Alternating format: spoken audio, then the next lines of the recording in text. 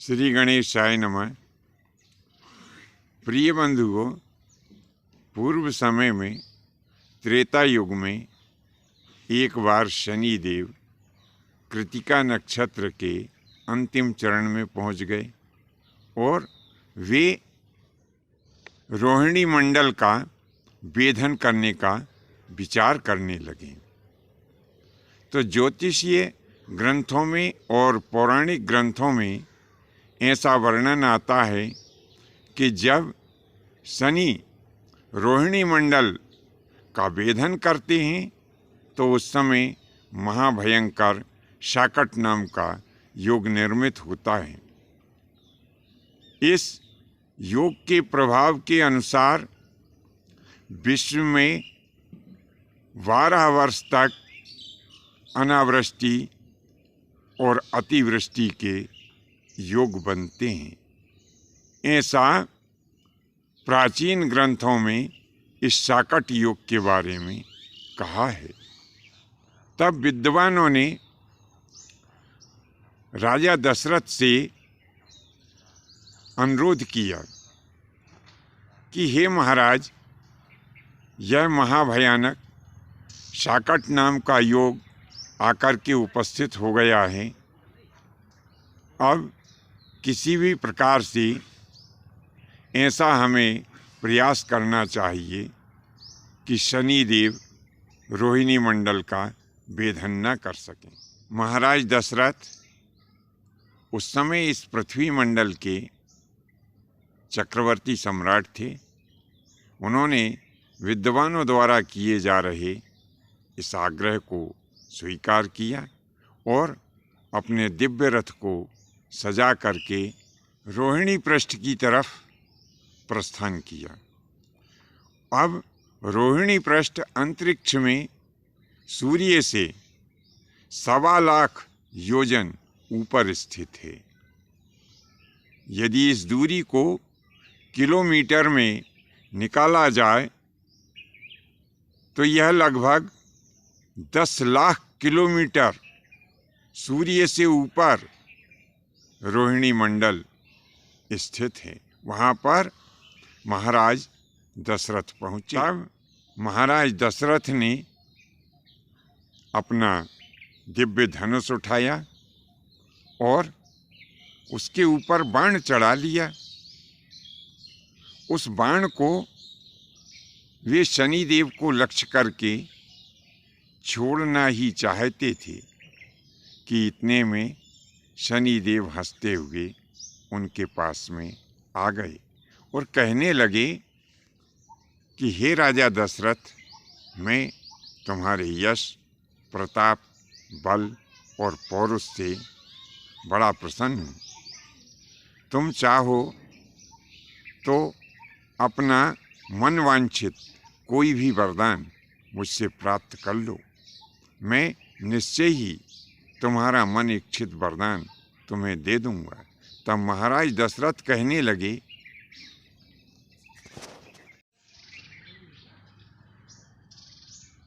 कि हे प्रभु, यदि आप मेरे ऊपर प्रसन्न हैं तो मैं वरदान मांगता हूँ कि जब तक गंगा और जमुना में जल है, जब तक सूर्य और चंद्रमा में प्रकाश है, जब तक अंतरिक्ष में यह नक्षत्र मंडल विद्यमान है, तब तक आप रोहिणी पृष्ठ का भेदन न करें और कभी भी आपके द्वारा 12 वर्षों तक अकाल की स्थिति निर्मित न हो। मैं यह वरदान मांगता हूँ। तब शनिदेव ने कहा कि निश्चय ही यह दोनों वरदान हमने तुमको दिए।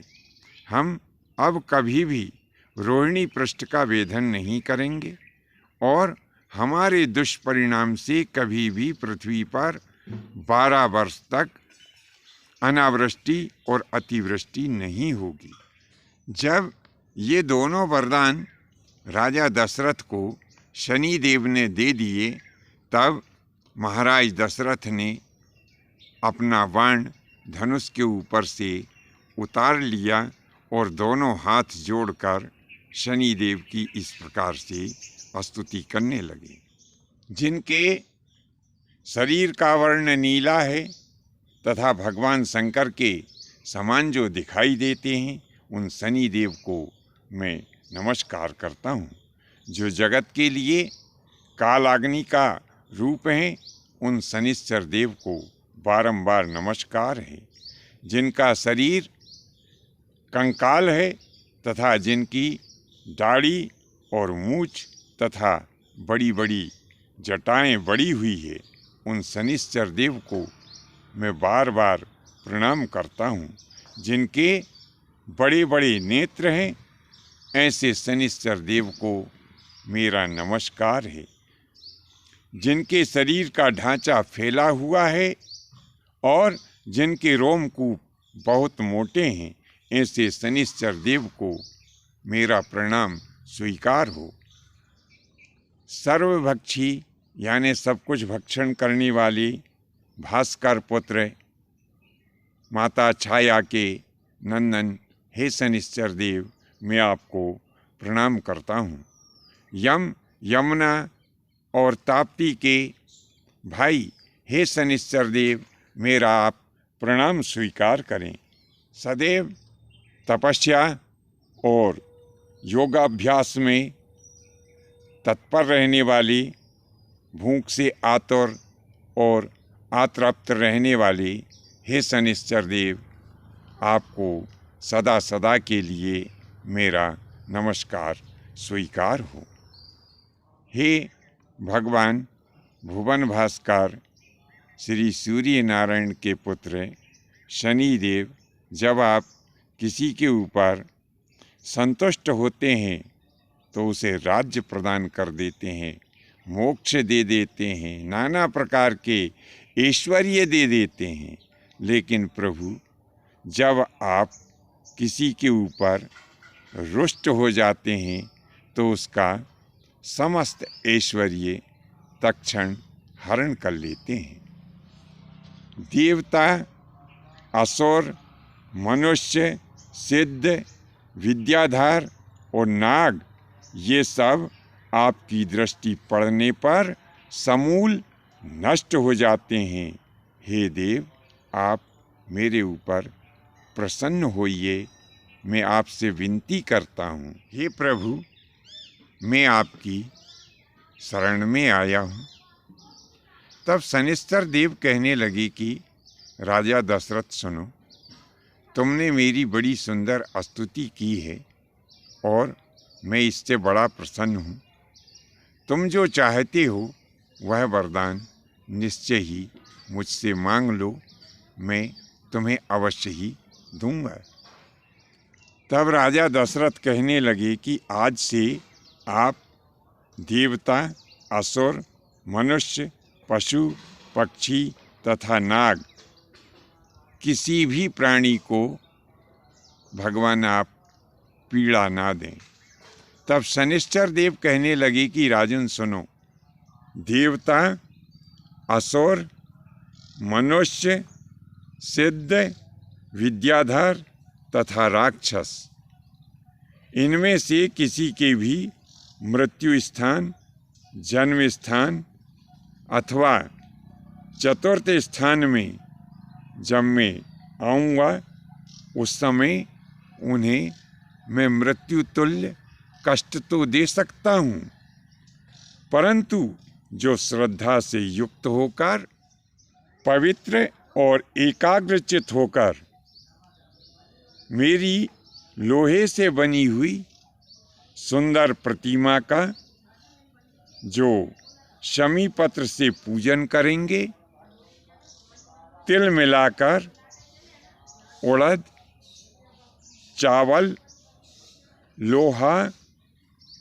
काली गाय और काला वृषभ जो दान करेंगे तथा विशेष रूप से शनिवार के दिन जो तुमने मेरी स्तुति की है, इस स्तुति से जो मेरी पूजन करेंगे, जो मेरे मंत्र का जाप करेंगे, मैं उन्हें पीड़ा नहीं दूंगा।